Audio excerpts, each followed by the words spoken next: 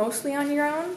A lot of the discussion and brainstorming comes from talking with other people you know and that you trust. Because if you don't trust someone, don't spill all of your research. You don't know if they're going to take it. Yeah, there's that too. Yeah. But a lot of it is collaborative in small ways or big ways. Mm-hmm. So did you work with like specials here, or like people that were like special to shark biology? Down in Moat, I worked with people who were special to shark biology, okay. But for my surf current research, I've been working with Catherine Matassa, who is a benthic ecologist. I'm actually working with snails that are from one of her experiments. And then, of course, my lab mates are doing different types of benthic ecology. They're not specialists in the field yet, but they have more experience than I do because they're graduate students who have done this before. But. I really like the point of asking for help. It's definitely something that I definitely would go back and tell myself, just ask for help. Just do it. Just do it. Like, nobody's gonna be like, no, struggle. Exactly. Like, nobody's gonna look at you and be no one's gonna judge you. Suffer through this. Like, Exactly. They're gonna be happy to help. And your life will be so much easier because of it. Most people are really happy to help because they've been there before. Yeah, Exactly. and usually that's how you open up the doors, because then you develop a relationship with that person. They see that you're putting in work or effort, or something like that, or you mention the fact that you want to study snails, and they're like, "Oh, did you know that I Have I things. have a snail farm?" like things like that end up happening. But also just make your life easier, because you pay a lot of money to come here, and people here want to help you. Do it. And people who don't seem to, they may not seem to unless they see that you putting some effort in first. So I can think of one professor in particular. So if you go on and you've done the work and you always show up for class, he's much more likely I know who to you're talking about. help you. Exactly who you're talking Was there only about. one? There's one primary one He's that very vocal about science majors specifically end up having to work. So freshman year, yeah. So it's and that's definitely an experience. So, but And I believe do me, everything for that class, and I just. yeah. See, I don't even. That's. It's just, I gotta be careful because we're on tape. That's why I'm not going to say anything until after you turn off that. So yeah, that's.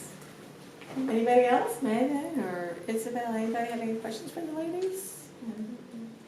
Yeah. How did you get into contact that? I don't know if you said it because I was running a little late, car issues, but I lost my train of thought. With the sharks, how did you get in contact with people to be able to do that? So Claudia pointed me in the direction of Moat's REU program, which is Research Experience for Undergraduates, and she said that the deadline had passed, but to contact the people who are reviewing them, because sometimes if they haven't started reviewing the applications, they'll let you do a late application. They had already started reviewing them, so they couldn't accept mine, but then those people pointed me to the internships that Moat has to offer. And I was looking through them for some that were interesting. I saw some marine mammal ones, some veterinarian rehab ones, some sea turtle ones, which Abby actually did down there. So there were sea two that were turtle down at the internship. same time. Abigail Quiet was down there too during the sea turtle stuff. And then I saw elasmobranch husbandry, which was right underneath it. It said sharks, skates, and rays. And I'm like, that one. I want that one. So I contacted the person that I was on the website to contact for all these applications. I figured out what I needed to get, and I sent it off. And then I had issues finding housing down there because I was accepted pretty late. I think I had 4 weeks before I got on a plane and flew down there. And most of the people who had housing available had already filled up with other research experience people or internship people.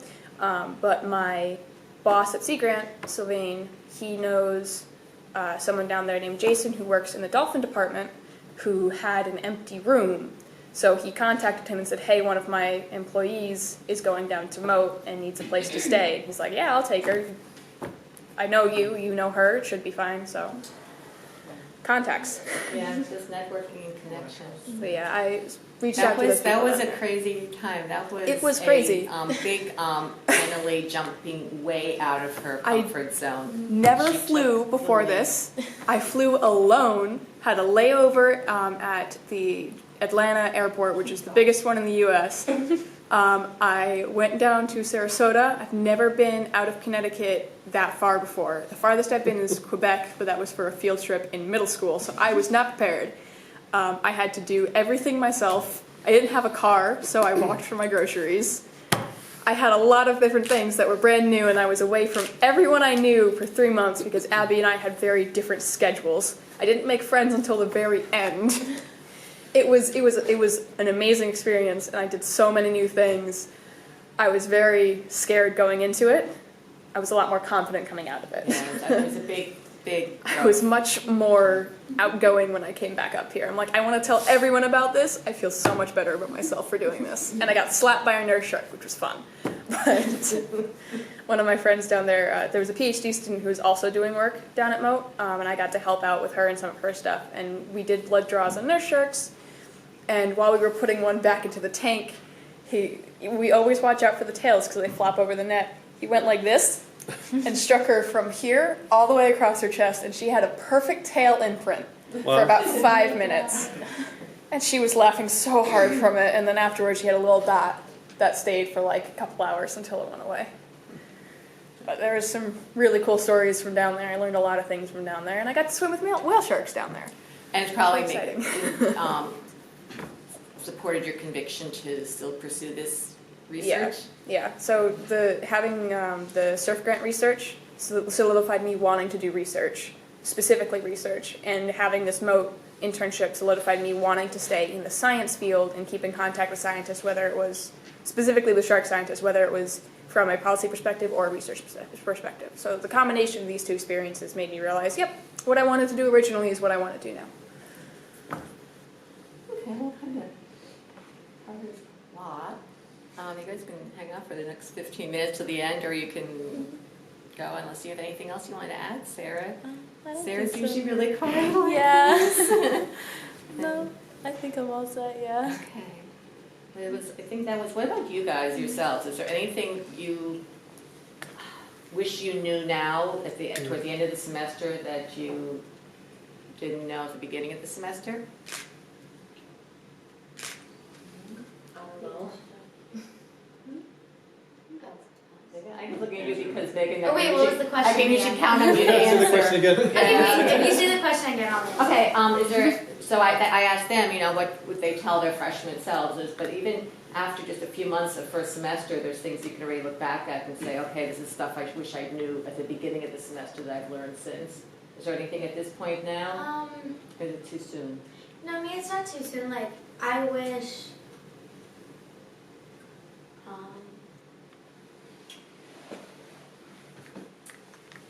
I didn't take chemistry. I mean, that's a very big wish.